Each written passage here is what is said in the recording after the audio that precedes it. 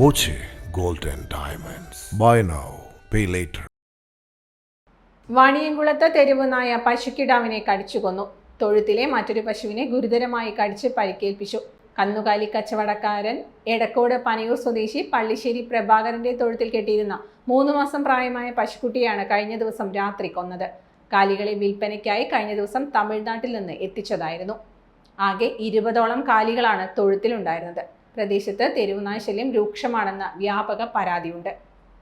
രാത്രി പശുക്കളെ കെട്ടിപ്പോകുമ്പോൾ ഒരു കുഴപ്പമില്ല. കാലത്ത് 7 മണിക്ക് വന്നപ്പോഴാണ് ഇങ്ങനെ ഒരു പശുവിൻ്റെ കുട്ടീനെ കടിച്ചു വന്നിരിക്കുന്നു.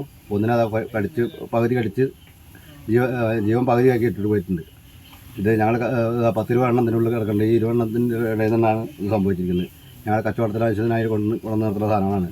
തമിഴ്നാട്ടിൽ നിന്ന് വന്നിട്ട് ഇന്നേക്ക് 4 ദിവസമായി സാധനങ്ങൾ. ആ പശുവിന് 5 ലിറ്റർ പാലുണ്ടായിരുന്ന കാലത്ത് ആ പശുവിൻ്റെ കുട്ടീനെയാണ് 45,000 രൂപ വില വരുന്ന പശു കുട്ടി കൂടിയാണ്.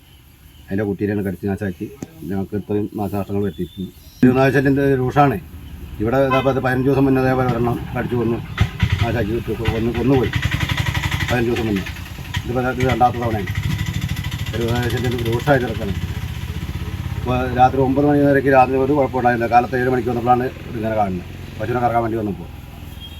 Time kids pre school, Mannannur road, Vaniyamkulam. Dot view news. കാഴ്ചകളാണ് ലോകം. കണ്ടു തുടങ്ങുക.